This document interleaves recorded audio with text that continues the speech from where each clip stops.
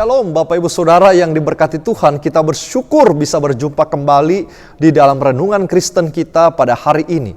Saudara, tema atau renungan kita berjudul keajaiban dari sebuah kasih yang diambil dari 1 Korintus 13 ayatnya yang ke-13. Demikian firman Tuhan Saudara. Demikianlah tinggal ketiga hal ini, iman, pengharapan, dan kasih. Dan yang paling besar diantaranya ialah kasih. Saudara, kasih itu kata yang enak didengar. Rasanya aman dan membuat hati jadi tenang luar biasa. Kasih itu membuat seseorang merasa diterima dan melenyapkan kecurigaan dan perselisihan di antara sesama. Ketika Paulus menuliskan suratnya kepada jemaat di Korintus sana memiliki banyak karunia dan talenta. Mereka beriman juga kepada Tuhan dan punya pengharapan. Tetapi ada satu yang tidak mereka miliki, saudara, yaitu kasih. Apa yang terjadi ketika mereka tidak memiliki kasih? Terjadilah perselisihan, terjadilah iri hati, bahkan terjadi di antara mereka kompetisi yang tidak penting dan tidak boleh, yaitu talenta. Mereka membandingkan talenta mana yang lebih baik, yang mana talenta yang lebih utama, dan lain sebagainya. Saudara, jemaat Tuhan menjadi pecah waktu itu. Itulah sebabnya satu karakter yang Paulus majukan bahwa engkau harus miliki, yaitu kasih.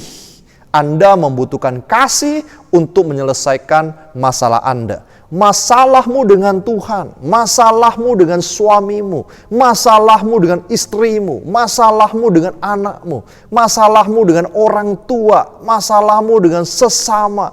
Kasih dibutuhkan untuk menyelesaikan setiap masalah.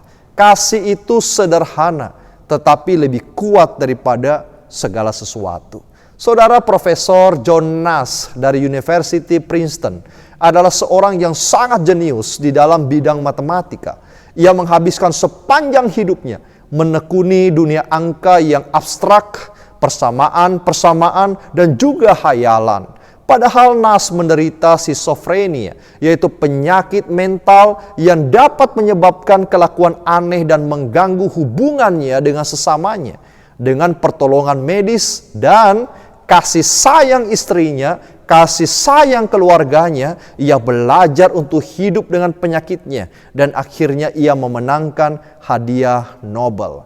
Dalam film tentang kehidupan, Nash berkata, "Saya selalu percaya pada angka, pada persamaan, dan logika yang membawa pada jawaban. Pencarian telah membawa saya melewati dunia fisik, metafisik, hayalan, dan semua pengetahuan. Dan saya telah membuat penemuan terpenting dalam hidup saya. Semua alasan yang logis hanya dapat terjawab dalam persamaan misterius tentang kasih."